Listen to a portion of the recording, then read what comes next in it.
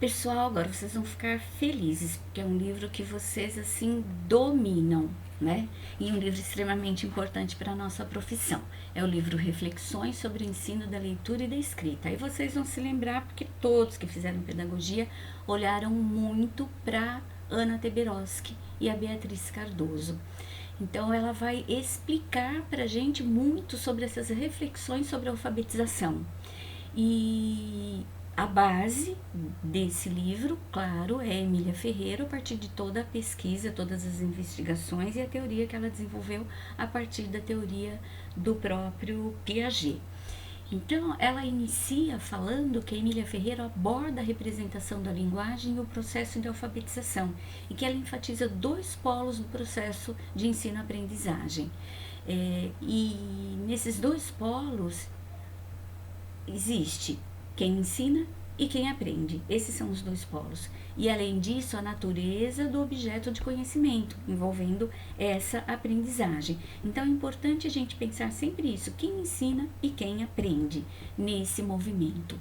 E ela diz que a escrita pode ser considerada como um sistema de representação da linguagem ou como um código de transcrição gráfica das unidades sonoras.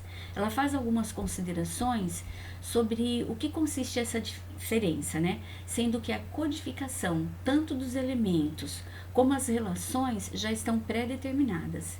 E no caso da criação de uma representação, nem os elementos e nem as relações estão pré-determinadas. Pontuando então na representação, a escrita é concebida como um sistema de representação. Sua aprendizagem é convertida na apropriação de um novo objeto de conhecimento.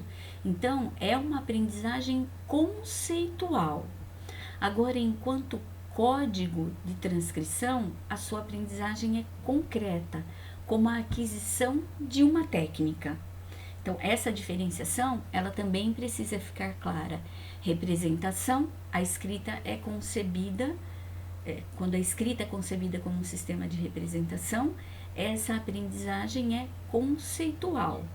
Quando ela é concebida como um código de transcrição, essa aprendizagem é concreta, é uma técnica. A autora, ela aborda as concepções das crianças a respeito do sistema de escrita.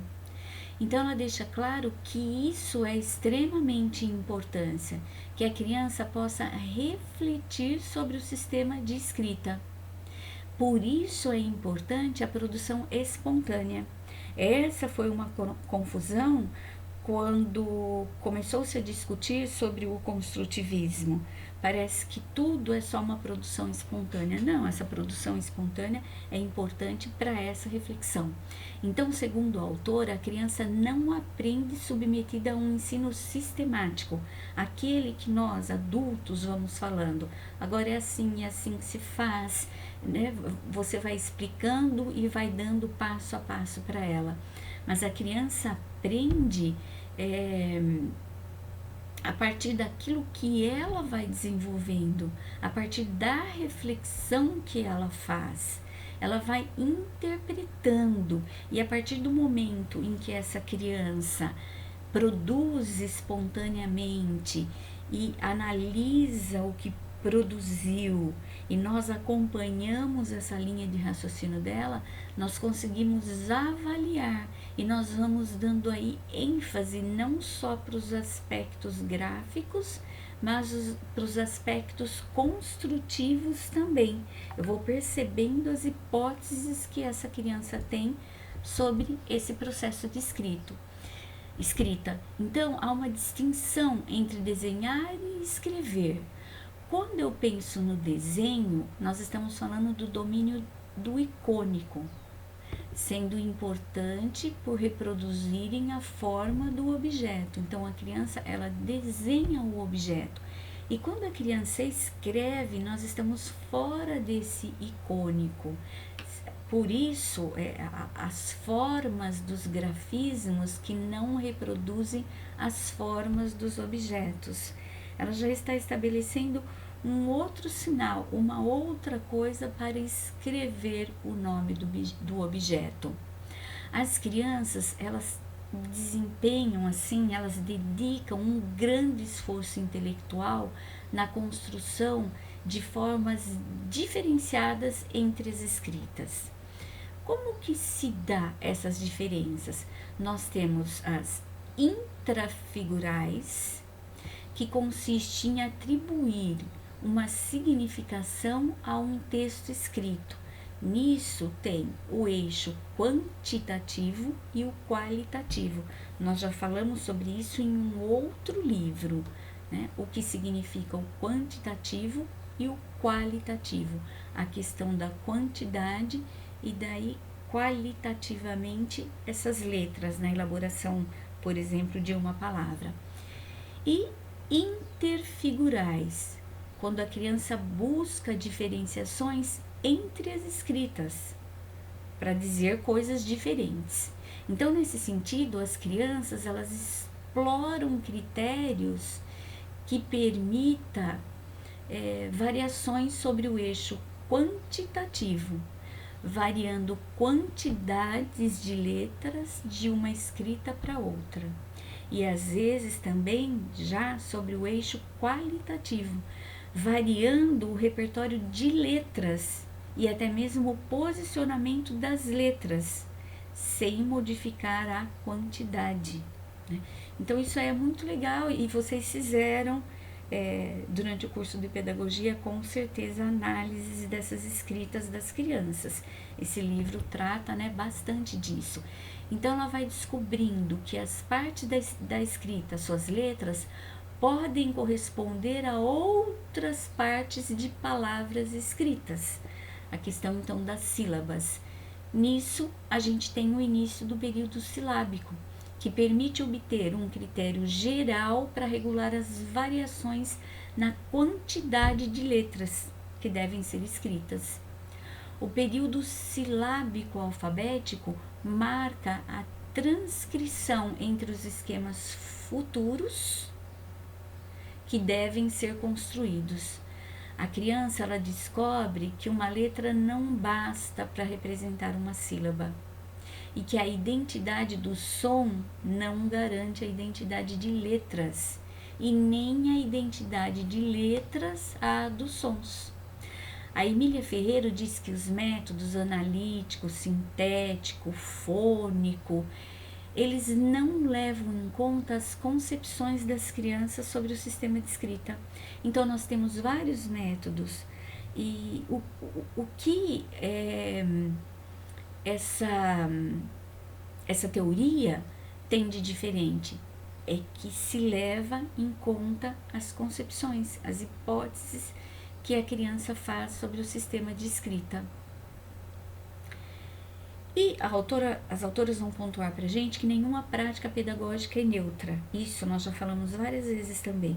Toda vez que você opta por um método, está posto ali a sua concepção sobre os processos de aprendizagem, seja lá sobre o que for, né?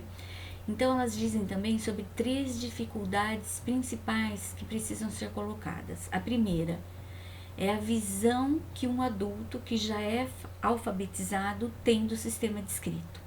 Esse é um grande problema, porque nós partimos do princípio de quem já lê e não de quem ainda não lê. A confusão entre desenhar e escrever letras e a redução do conhecimento do leitor ao conhecimento das letras e o valor convencional. Um novo método não resolve os problemas. O que é preciso é reanalisar as práticas de introdução da língua escrita. Não adianta a gente ficar procurando novas formas, a gente precisa de fato analisar tudo isso que a gente traz para a sala de aula e todas as concepções que nós temos. A leitura e a escrita têm sido tradicionalmente consideradas como um objeto de uma instrução sistemática, né? As atividades de interpretação e de produção da escrita começam muito antes da escolarização. Então, elas pontuam muito isso. Muitos professores acreditam que a criança chega até a escola e ali ela vai começar esse processo todo. Isso já vem muito antes. A criança ela já elaborou hipóteses sobre esse processo da leitura e da escrita. Talvez isso bata um pouco com o livro que nós vimos anteriormente, a hora que fala das diferentes classes sociais. Talvez uma criança tenha analisado menos porque ela vivenciou menos esses modelos de leitor e de escritor. Outras vivenciaram mais, mas todas elas criam as suas hipóteses e olham para isso. E elas dizem firmemente, né, que a escrita não é um produto escolar, ela é um objeto cultural. Nós falamos isso em outros livros. A escola é que se fechou e acabou produzindo textos, por exemplo, que só existem na escola, sendo que o mundo todo é letrado. Esse mundo de coisas escritas e de momentos em que a gente lê está posto o tempo todo na nossa sociedade e as crianças olham para isso. Então, essa escrita ela é resultado de um esforço coletivo da humanidade. E existe um processo de aquisição da linguagem escrita que precede muito a escola. Então, as autoras também vão mencionar alguns dados que determinam os aspectos de toda essa evolução como uma construção original da criança, onde elas elaboram as ideias próprias, elas falam a respeito desses sinais da escrita, elas têm ideias que podem ou não ser, então, influência do meio ambiente, como nós verificamos, né? Ou seja, elas criam essas ideias a partir do entorno, de tudo que elas vão observando, mas não só daquele ambiente familiar, por exemplo. E a criança, ela vai passando por conflitos, ela já vivencia um conflito para ela distinguir o que é uma figura e o que não é uma figura, o que é, por exemplo, uma coisa escrita, porque inicialmente o desenho para ela pode se caracterizar uma escrita, como nós vimos anteriormente, mas aí ela vai fazendo essa distinção, ela começa a distinguir, não é bem assim, é necessário fazer de uma outra forma. Então esse processo cognitivo vai se constituindo, né? Depois ela já começa a olhar para a questão da quantidade mínima de letras. Com quantas letras são necessárias para que eu escreva? Nós vimos até no outro livro que ela acha inconcebível a leitura de uma palavra com uma só letra. E nós precisamos olhar para isso. Depois, ela também observa a variedade interna de caracteres. Não basta um certo número de grafias convencionais para que se possa ler. É necessário que esses grafemas também variem, que se diferenciem, né? Então, existem conhecimentos específicos sobre a linguagem que só podem ser adquiridas através de outros informantes. Aí entra o papel do adulto ou de uma criança maior, uma criança que tenha mais experiência ou que já seja leitora, né? Por exemplo, nós escrevemos de cima para baixo. Nós escrevemos da esquerda para a direita. Nós utilizamos a letra maiúscula para nome próprio. Então, existe uma série de coisas nessa língua escrita que nós já conhecemos e que nós vamos falando para essas crianças. Então, a escola ela pode fazer esse papel de informante no que se refere a essa aprendizagem. Só que esse papel não deveria se dar inicialmente durante a construção inicial. Ele não poderia ser feito, se dar só a partir dessas informações, mas nós tínhamos também que criar condições para que a criança vá descobrindo as coisas. Algumas eu informo e outras é necessário esse processo, que a criança observe, que a criança possa então descobrir. O professor deverá adaptar seu ponto de vista ao da criança e sempre alerta sobre o que deve ser levado em conta. Né? Não dá para a gente menosprezar os conhecimentos que a criança traz. É preciso que eu considere isso. É preciso considerar o momento em que ele está, a hipótese que ele está criando naquele momento. E a Emília Ferreiro, as autoras nos dizem que apesar da escola ser uma instituição social que controle o processo de aprendizagem, a aprendizagem ela controla, digamos assim, em termos. Então a escola existe e ela vai controlando esse processo de aprendizagem, porque é ela que realiza, mas não no controle, no sentido de que ela diz que esse é o momento em que esse processo vai começar. As crianças já vêm de um processo, elas já trazem conhecimentos, elas já produzem conhecimento. Então a escola controla no sentido de que é ela que realiza, mas não é ela que vai determinar.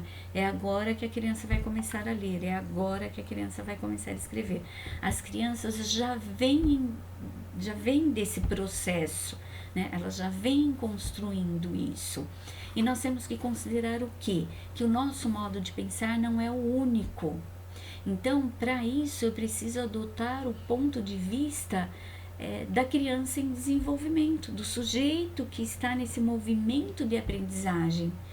No caso da leitura e escrita, a dificuldade de adotar o ponto de vista da criança foi tão grande que os adultos passaram a ignorar as produções escritas da criança. Né? Falava-se apenas em garatuja e ponto final e nunca se analisava essa produção escrita. E existe uma série de passos ordenados antes que a criança compreenda a natureza do sistema alfabético da escrita, que é todo esse processo de construir, de refletir, de pensar, de analisar, de comparar. Então cada passo se caracteriza por esquemas conceituais específicos. E esse desenvolvimento estabelece essa transformação, consiste em um objetivo de estudo, talvez o principal deles, né? É isso que a gente precisa estudar, esses esquemas que a criança vai construindo no dia a dia. Também há uma preocupação com o desenvolvimento da leitura escrita, tanto pelo lado teórico quanto pelo lado prático, porque ela vai pontuar que o analfabetismo ainda é um grave problema e que todos nós, inclusive os órgãos públicos, né, as políticas públicas, precisa olhar, nós precisamos ser mais sensíveis a essa questão grave do analfabetismo e olhar para os problemas das crianças de uma forma mais eficiente, para ajudá-las nesse processo de construção do conhecimento, principalmente o que diz respeito à leitura e à escrita, para que a gente não continue nesse quadro de gerar os analfabetos funcionais. Então, é preciso olhar para isso e é preciso que a gente ofereça materiais escritos que essa criança possa manusear, que essa criança pode olhar. Então, inicialmente, a criança ela vai escrever tudo com o mesmo grafema, vai repetindo isso várias vezes.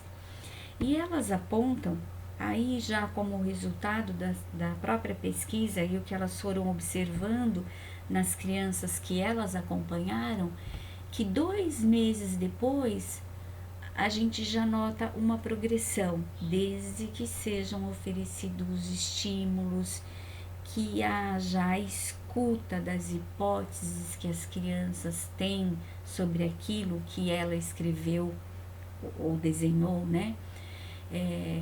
Que ela já aprendeu a desenhar algumas letras, ela começa a alterar os caracteres em uma palavra, ela vai escrevendo de uma forma mais convencional, mesmo que não tenha correspondência entre o grafema e a pauta sonora. Passado mais 2 meses, o avanço é maior ainda. Ela amplia o repertório de letras. Ela já aprendeu que para palavras diferentes, ela usa letras diferentes. E quase lá no final do ano, ela já é capaz de escrever o seu nome, pronunciando silabicamente para ela mesma. Então, elas concluíram que a criança estava construindo um sistema silábico de escrita. E assim, ela passa a ter condições de relacionar a pauta sonora da palavra, uma letra para cada sílaba. E nós sabemos que uma letra para cada sílaba já implica nos diferentes níveis, né? Ela fala de uma outra criança que ela foi para um primeiro ano, na época, né, ainda chamado, começava a escola de primeiro grau, e ela sabia desenhar 6 letras diferentes. E ela ia usando esse repertório, essas 6 letras, para diferenciar as palavras. 2 meses depois, ela já apresentava a escrita silábica. Mais 2 meses, ela já estava no período, né, de transição ali para aquilo que se denomina silábico alfabético. E daí as autoras esclarecem que essa escrita é considerada tradicionalmente como missão de letras, a criança que come letras, como alguns professores falavam, né? Olhando pelo ponto de vista da escrita adulta. Agora, considerando a criança em desenvolvimento, esse tipo de escrita é o acréscimo de letras. Ela está nessa transição, hora ela coloca uma letra a mais, hora ela retira, ela sai daquela necessidade, ela está naquele conflito. Ela usava uma letra para cada sílaba e em alguns momentos nós vamos observar que ela incluiu uma letra ali. E no final do ano, a criança já estava escrevendo alfabeticamente, né? Aí elas discutem um pouco sobre aquelas crianças chamadas e conhecidas como fracassadas. Então ela enfatiza a evolução das produções escritas feitas por essas crianças. Ela diz que começou uma pesquisa com 959 crianças, no final ela tinha 886 dessas mesmas crianças que foram sendo entrevistadas. E na própria entrevista, a criança já vai variando essa condição. Então, ela notou que 80% dessas crianças, no início do ano escolar, escreviam sem estabelecer qualquer correspondência entre a pauta sonora da palavra e a representação escrita, nem correspondência qualitativa, nem quantitativa. E, seguindo a análise, né, durante essa pesquisa, ela foi utilizando uma tabela e que ia demonstrando os padrões evolutivos que a criança percorre. Ia fazendo observações sobre os diferentes níveis de escrita. Ela vai demonstrando quantos por cento das crianças entrevistadas se encaixavam em cada nível. E ela ia observando essa evolução. No final da análise, elas pontuam que a Emília Ferreiro fala sobre a polêmica tema: deve-se ou não ensinar a ler e escrever na pré-escola? E de uma forma muito severa, elas pontuam o quê? Que esse foi um problema muito mal colocado, porque nem é decisão nossa, nem é decisão da pré-escola isso. Essa criança vive em um mundo letrado e ela vem construindo esse desenvolvimento. Ela já está nessa questão de letramento e de alfabetização.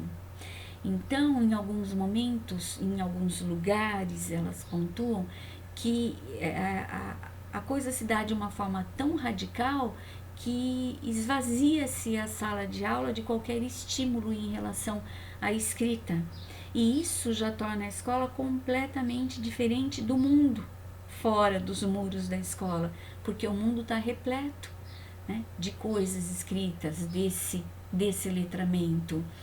Então, existem os dois extremos, a escola que tem a tendência a tirar tudo isso e a escola que coloca inúmeros recursos na sala de aula, que aquela coisa fica até uma poluição visual para a criança.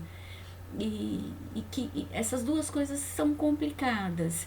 A gente precisa desse meio termo, que é utilizar o que está posto no mundo na sala de aula, né? Nem tanto para lá como nem tanto para cá. E ir nesse processo de escutar atentamente essa criança e ir analisando os diferentes estágios que ela se encontra para perceber e para saber, né, o que é necessário ser feito para a sua evolução, né, para que ela avance no seu conhecimento. Inclusive, ela pontua para a gente que durante o próprio momento das entrevistas era possível perceber essa criança evoluindo, essa criança progredindo, avançando. E ela coloca isso como um dado muito legal, uma coisa importante nesse nosso movimento, né? E considerando essa pesquisa dela, o quanto essa revelação é importante, e eu sei que isso vocês já